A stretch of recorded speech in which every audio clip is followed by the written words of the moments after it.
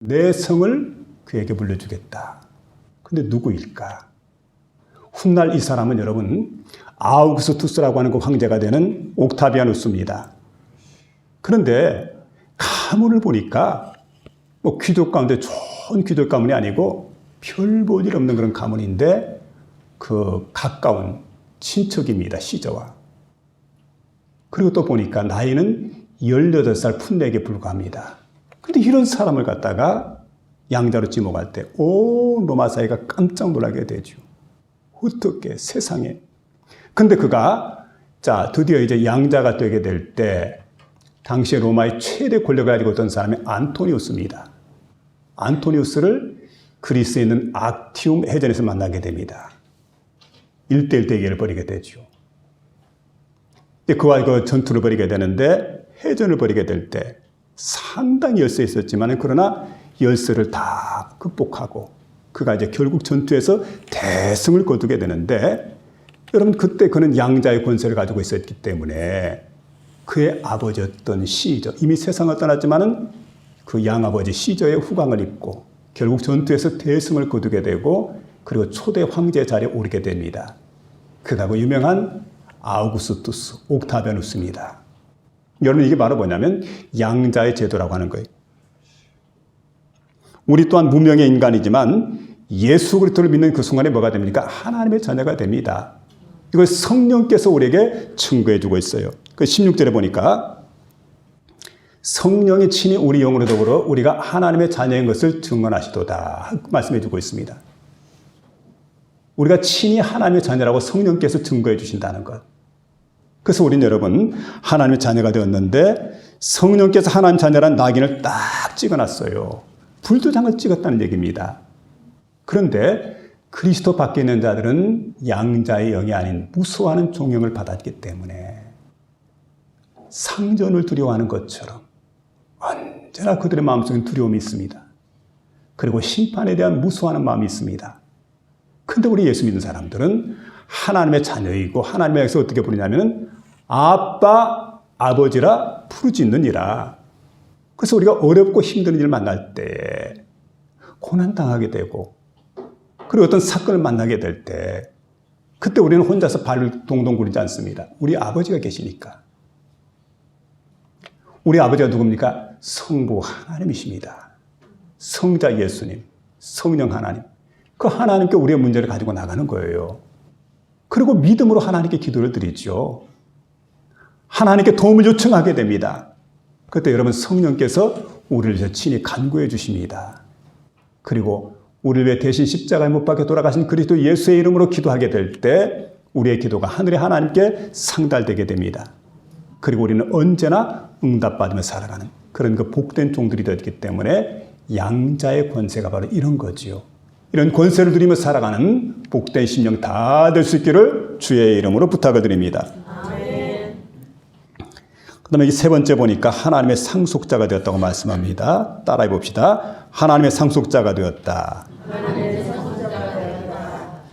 여기 보니까 17절에 그러죠. 자녀이면 또한 상속자, 곧 하나님의 상속자요. 이렇게 말씀해 주고 있는데 우리는 하나님의 자녀입니다. 그리고 하나님의 상속자입니다. 자녀이면 상속자다. 곧 하나님의 상속자다. 본문은 이걸 17절에 우리가 말씀해 주고 있습니다. 한 나라에서 왕위를 이어받아서 그러니까 상속자가 되어서 왕위를 물려받게 될 때 그 신분은 정말 어마어마한 겁니다. 근데 대기업의 회장이 있지 않습니까?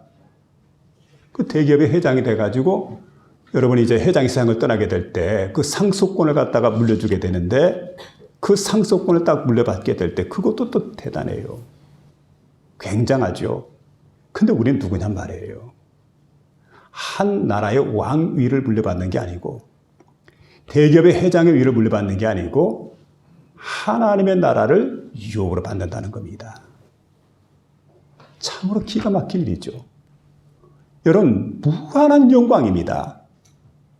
이것은 여러분 얼마나 감격하는지 무한대로 감격할 만한 그런 엄청난 일입니다. 이런 은혜를 우리에게 주시고 있습니다. 하나님 나라의 상속자가 될 것인데 누구와 함께 왕노릇하면 그리스도 예수와 함께 상속을 받게 된다. 우리 주님께서 영광을 받게 될 때 주님과 더불어 주님과 함께 똑같은 차별 없는 그런 영광의 자리에 우리가 나가게 된다는 걸 생각할 때 이것만큼 귀한 일이 어디 있습니까? 이것만큼 세상에 엄청난 일이 어디 있겠어요? 이런 은혜가 바로 우리에게 주어지게 된다. 바로 이걸 말씀해 주고 있습니다. 그래서 여러분 주께서 누리시는 모든 영광을 다 함께 똑같이 그리고 충만하게 영원토록 누리게 된다는 말씀입니다. 세상에서 보니까요. 아버지가 죽게 되면 자식들이 유업을 나눠 갖게 됩니다. 유산을 나눠 가져요. 그러니까 아버지가 돌아가실 때 자녀가 작으면 좋아요. 자녀가 많으면 별로입니다. 자녀가 한 10대명쯤 된다 그러면 뭐 이거 다 나눠버리면 얼마 안 돼요. 그러니까 여러분 사우디아라비아 같은데 뭐 왕자 그러는데 뭐 빈셀만 같은 사람은 뭐 특별한 사람이고요.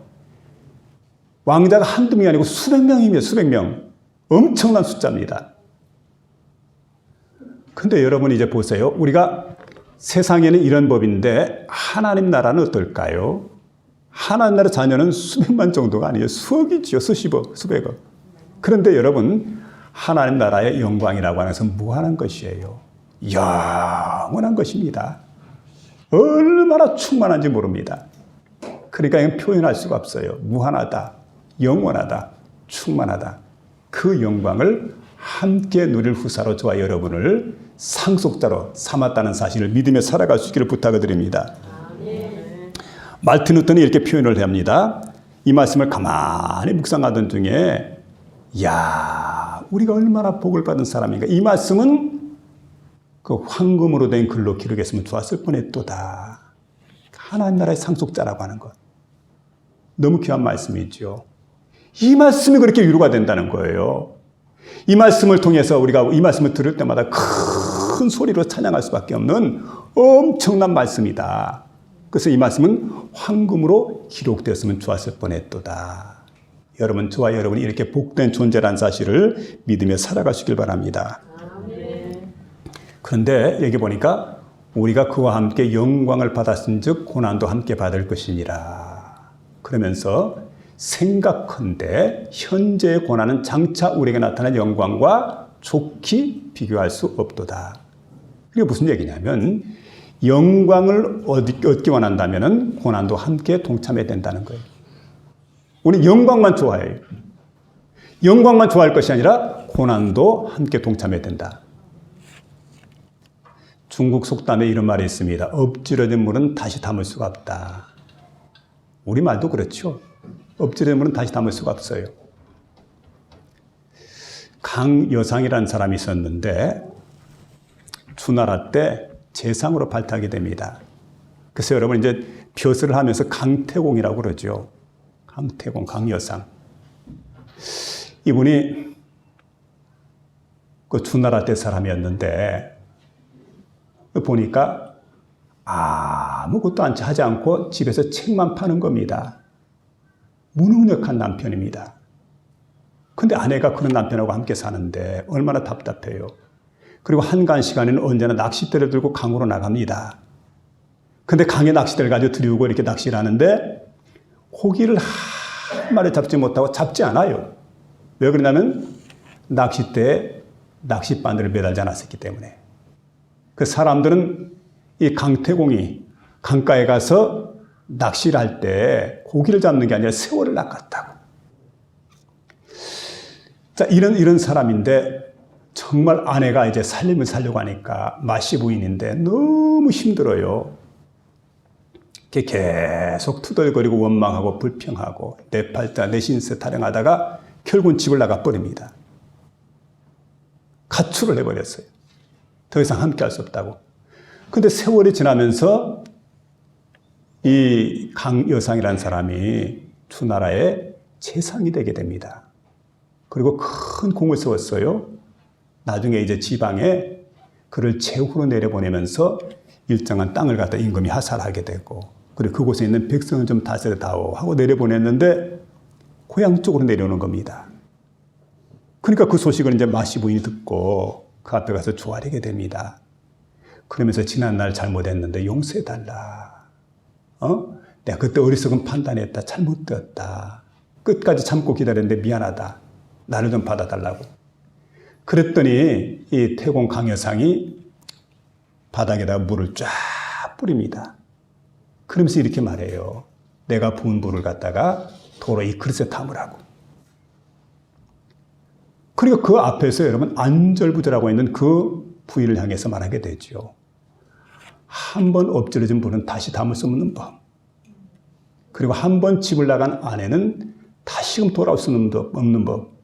그러면서 몰인정하게도 제 갈 길로 가버렸어요. 생각해보면 참 이 강태공이 몰인정한 사람이다. 근데 태공의 부인이었던 마시 부인도 마찬가지죠.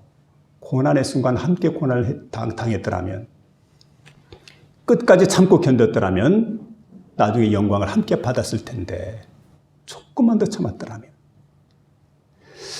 주님 앞에서 충성하는 저와 여러분도 마찬가지입니다. 하나님께서 우리를 부르실 때 직분을 주시기도 하고, 하나님께서 우리를 부르실 때 우리에게 일을 맡기시기도 합니다. 그래서 여러분 디모데전서 1장 12절에 나를 능하게 하신 그리스도에서 우리 주께 내가 감사함은 나를 충성되게 여겨 내게 직분을 맡기심이니. 주님께서 우리에게 충성되게 여겨서 우리에게 뭘 줬냐면 직분을 맡겨줬다는 거예요. 그럼 어떻게 됩니까? 이 교회를 위해서, 이 교회 위하여 눈물과 기도로 내 생명 다하기까지 늘 봉사합니다. 그럴 때 여러분은 하나님의 영광의 자리에 함께 동참할 수가 있다는 거지요. 주 예수님께서는 우리를 위해서 십자가를 지셨습니다. 물과 피를 다 쏟으셨습니다. 마지막 남은 생명까지 우리를 위해서 주셨습니다. 내 너를 위하여 몸보려 피 흘려 내 죄를 사하여 살 길을 주었다. 주님 말씀하잖아요.